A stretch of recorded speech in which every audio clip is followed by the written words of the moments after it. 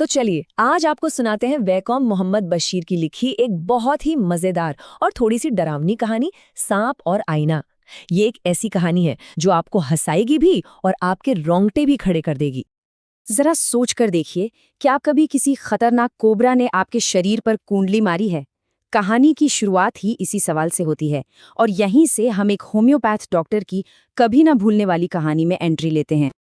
तो इस कहानी का हीरो कौन है? वो एक डॉक्टर है। पर इससे पहले कि हम उसके साथ हुए उस भयानक हादसे के बारे में जानें, चलिए पहले ये देखते हैं कि वो रहता कहाँ था और उसके सपने कितने बड़े थे। तो सीन कुछ ऐसा है। गर्मी की एक उमस भरी रात है। एक छोटा सा किराए का कमरा जहां बिजली तक नहीं है। और हमारे डॉक्टर साहब यहाँ अकेले नहीं रहते, उनके साथ रहते हैं ढेर सारे चूहे। मतलब ये माहौल हमें बताता है कि उनकी जिंदगी काफी साधारण थी। डॉक्टर साहब ने अपनी मेडिकल प्रैक्टिस अभी अभी शुरू ही की थी और उनकी पूरी जमा पूंजी पता है कितनी थी? सिर्फ 60 रुपए। हाँ, पैसे भले ही कम थे, पर ये याद रखिएगा, उनके सपने बहुत बड़े थे। अपने इस साधारण सी हालत के बावजूद डॉक्टर साहब खुद को किसी हीरो से कम नहीं समझते थे। और उनका ये असली रूप तब सामने आता था जब वो अपने कमरे में लगे आईने के सामने बैठते थे। जैसा कि वो खुद बताते हैं, वो खूबसूरती के बहुत बड़े फैन थे। उन्हें लगता था कि भाई, मैं डॉक्टर हूँ, अनमैरिड हूँ, तो हैंडसम दिखना तो बनता है। यही उनकी सबसे बड़ी टेंशन थी। और फिर आईने में खुद को देखते हुए उन्होंने 2 ऐसे जबरदस्त फैसले लिए जिनसे उन्हें लगा कि बस अब दुनिया बदल जाएगी। पहला, रोज शेव करना और पतली मूछें रखना, और दूसरा, चेहरे पर हमेशा एक प्यारी सी स्माइल रखना। और कहानी का असली मजा यही है। एक तरफ उनकी हकीकत है, कम पैसे और चूहों से भरा कमरा, और दूसरी तरफ है उनके बड़े बड़े सपने। इसी फर्क से कहानी में एक जबरदस्त ह्यूमर पैदा होता है। शादी को लेकर तो उनकी प्लानिंग और भी कमाल की थी। वो एक अमीर डॉक्टर से शादी करना चाहते थे और चाहते थे कि वो मोटी हो। क्यों? ताकि अगर वो कभी कोई बेवकूफ़ी करे तो वो भागकर उन्हें पकड़ ही ना पाए। डॉक्टर साहब तो अपने ख्यालों की दुनिया में ही खोए हुए थे कि अचानक कहानी में एक ऐसा ट्विस्ट आने वाला था जो उनके सारे सपनों को एक झटके में हिलाकर रख देगा। अचानक चूहों का जो शोर था ना, वो बंद हो गया। कमरे में एक अजीब सा सन्नाटा छा गया और फिर जमीन पर कुछ गिरने की धम से आवाज आई। और बस अगले ही पल डॉक्टर की दुनिया ही बदल गई। जैसे ही वो मुड़े, एक मोटा सांप उनकी कुर्सी के ऊपर से रेंगता हुआ सीधा उनके कंधे पर आ गिरा।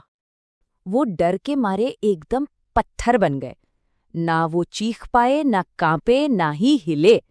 ऐसा लग रहा था मानो वो कोई जिंदा मूर्ति हो। मौत उनके चेहरे से सिर्फ 3-4 इंच की दूरी पर अपना फन फैलाए खड़ी थी। उस पल डॉक्टर के दिमाग में बस एक ही बात घूम रही थी, अब क्या होगा? लेकिन तभी इस खौफ के माहौल में कुछ ऐसा हुआ जो किसी ने सपने में भी नहीं सोचा होगा। मौत को इतना करीब देखकर डॉक्टर का सारा घमंड, सारी हेकड़ी 1 सेकंड में हवा हो गई। उन्हें एहसास हुआ कि वो तो बस एक गरीब, मूर्ख और बेवकूफ डॉक्टर हैं, और वो खुद पर ही हल्का सा मुस्कुरा दिए।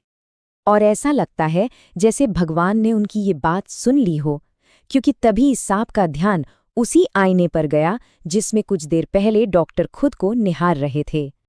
डॉक्टर ये देखकर हैरान रह गए और मजाक में सोचने लगे, क्या ये सांप भी अपनी खूबसूरती की तारीफ कर रहा है?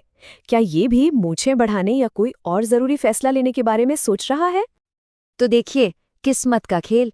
जिस घमंड ने डॉक्टर को मुश्किल में डाला था, अब वही घमंड सांप को बिजी कर देता है, और यही डॉक्टर को जिंदा बचने का एक मौका देता है। जैसे ही सांप आईने की तरफ बढ़ा, डॉक्टर ने अपनी सांस रोककर कुर्सी से उठे। फिर वो दरवाजे से बाहर कूदे और अपनी जान बचाने के लिए इतनी तेजी से भागे कि सीधा अपने दोस्त के घर जाकर ही सांस ली। अगली सुबह जब डॉक्टर कुछ दोस्तों के साथ अपना सामान लेने वापस आए, तो एक और बड़ा सरप्राइज उनका इंतजार कर रहा था। और कहानी में एक आखिरी मजेदार ट्विस्ट आता है। एक चोर उनका सारा का सारा सामान चुरा ले गया था, सिवाय एक चीज के, और वो थी उनकी गंदी बनियान। डॉक्टर मजाक में कहते हैं, देखो, चोर भी कितना साफ सफाई वाला था। तो आखिर में ये सवाल उठता है कि इस कहानी का असली हीरो कौन था, डॉक्टर या फिर वो सांप? ये कहानी हमें बहुत मजेदार तरीके से सिखाती है कि घमंड, चाहे इंसान का हो या जानवर का, हमें कैसी कैसी अजीब सिचुएशन में डाल सकता है। इस बारे में आपकी क्या राय है?